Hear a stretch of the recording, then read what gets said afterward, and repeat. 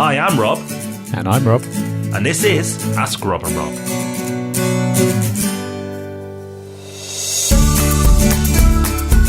Hello, happy Tuesday. Thank you for joining us once again for the Ask Rob and Rob podcast. If you didn't listen, it would just be us nattering. And if you didn't ask us questions, we'd have nothing to talk about. It would be a pointless endeavour. So thank you for making this podcast possible.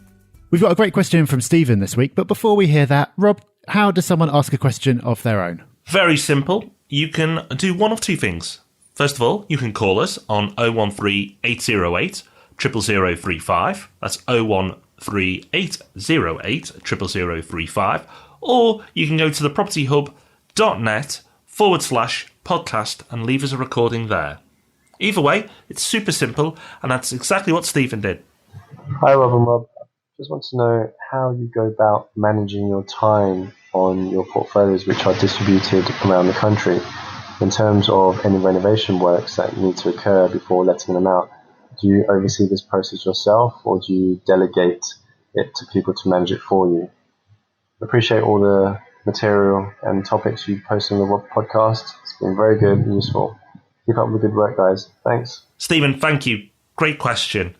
We've covered this in a few different ways and a few different areas. So my best way to contribute to this answer is give you a few podcasts that we've covered before and suggest you go back and listen to them, because you may have missed them. Because the first one I'm going to suggest is episode 28, when we covered investing from afar. Then episode 159, we updated this and added a bit to it, and we looked at, can you invest at property from a distance? And then finally, you mentioned about how we get so much stuff done and organising ourselves.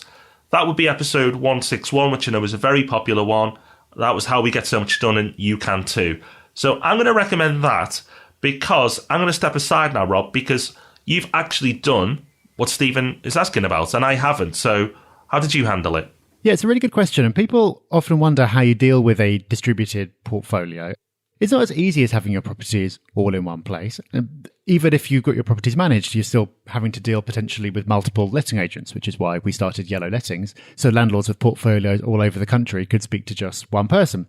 But the renovation bit is a challenge. If you're at the other end of the country, realistically, you're not going to be sort of driving 3 hours to be on site and see what's going on. The answer to how I handle it is that I make sure that I've got someone who is managing the project for me, who I trust completely. And I think trust is a really important point here. If you're going to be doing things from a distance, you have to have a degree of trust.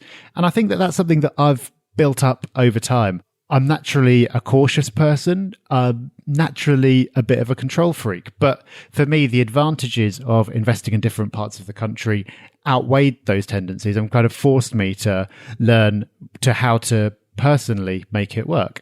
So when I've had renovations done, I've always had someone managing it for me who I trust completely. In one case, that was a letting agent who is also a property investor himself. And I just said to him, if you help me get this property up and running, then you can have the management of it. And he did, and it went great. In another couple of cases, I've worked with people locally who are either builders who've worked as the main contractor and sort of managed subcontractors, or just have project management experience. Either way, the absolute key is to make sure that somebody is overseeing things. You can't expect it to go well if you just find a builder in the yellow pages, get them to pick up the keys from somewhere and leave them to it. That is the way to have things go on forever, have things turn out not as you expected, or to be overcharged. Somebody has to be dealing with it. But it doesn't necessarily have to be you, as long as you have that trust. And Rob, it's really the same kind of principle as you talk about when it comes to buying properties unseen. Like, your investors buy properties without seeing them, you buy properties without seeing them, but you wouldn't buy a property that nobody that you knew and trusted had ever seen. No, absolutely. It's about investing in the people and the relationships rather than the time at each viewing and doing it that way. That upfront time, that time spent there, has now released me to go and do so many other things. So it's a different approach, and to some people it'll make them uncomfortable, but you know yourself, Steve, the fact that you're asking the question suggests that you're open to the idea. And yes, renovations take it up another level again, but it can be done because, as we've just said, Rob's done a renovation project from afar. I invest from afar, and I don't go and see the properties at all. So it can be done. And once you put the systems in place, it's actually quite easy. There are pitfalls that you need to avoid, but there are pitfalls even if you don't view a property yourself, because lack of knowledge or experience means you could get caught out that way. So just you looking at it might not be enough in itself.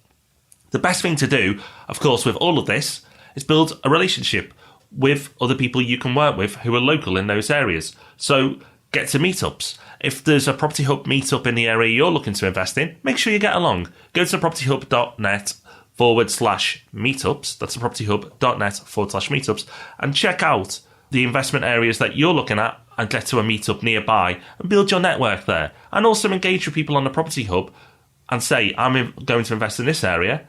Can you give me any advice? Build relationships with people. Don't necessarily go in for the kill, can I work with you? But just get advice, build networks up, and you'll do a lot better.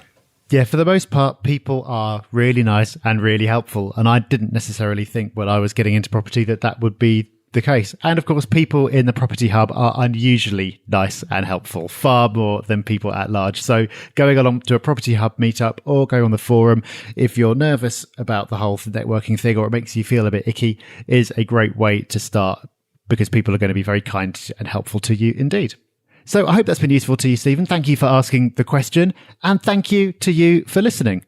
I hope you'll listen again on Thursday when we're back with the Property Podcast, and again with Ask Rob and Rob next Tuesday.